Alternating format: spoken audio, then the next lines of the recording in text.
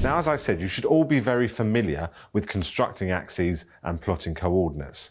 And you should know that when we plot coordinates with the axes, that the x-axis is horizontal and the y-axis is vertical. So here's an example of what a set of axes would look like with our x-axis running horizontally and our y-axis running vertically. Now, this red 0 down in the bottom left-hand corner is known as the origin. The coordinate 0, 0, but also called the origin, which is useful to know as sometimes it will be called the origin in some questions. So if I wanted to plot the point, for example, 3, 4, I would move 3 across and 4 up. And there you can see our point 3, 4. The point 9, 2, we would go 9 across and 2 up. And there it is. And finally, the point 7, 8, we would move 7 across and 8 up. And that's where we'd end up. So plotting coordinates, especially in the positive quadrant, should be nice and straightforward for you at higher level. Now, if we have to identify given coordinates, they may give you a point and ask you to write down the coordinate of the point. Coordinate of point A, if we looked at it, would be 2 across and 3 up, so the coordinate would be 2, 3. Coordinate B, if we look at it, is 5 across and 7 up, so the coordinate would be 5, 7. And if we look at coordinate C down there, we've moved 10 across, we haven't moved up though, so the coordinate would be 10, 0. Looking at 4 quadrants, well, you should be aware that when you construct, especially graphs at higher level, you're going to be using axes that go into all 4 quadrants. So the negative numbers will come into play as well. So let's look at an example of a coordinate plotted in each quadrant and how the x and y values change according to that. So if we look at our first coordinate here, we've gone 8 back and 3 up. So notice it's the x value that is negative and the coordinate's minus 8, 3.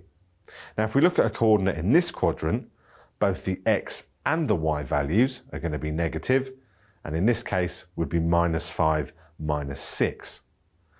Next quadrant, you see our x value will be positive, but our y value will still be negative. Now, if we want to find the coordinates of a midpoint, all we have to do is find the halfway point on the line that joins the points together.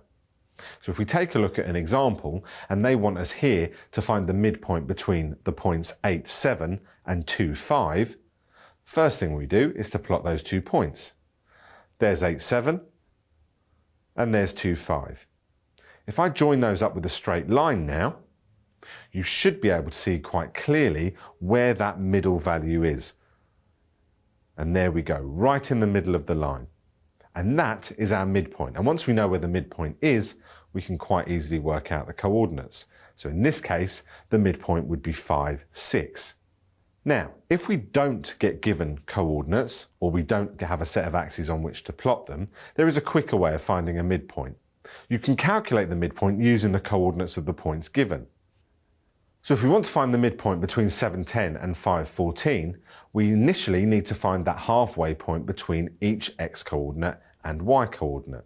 And the quickest way of doing that, if we look at the x coordinate, we can do half of the 2 values added together, in this case 7 plus 5, giving us a midpoint x coordinate of 6.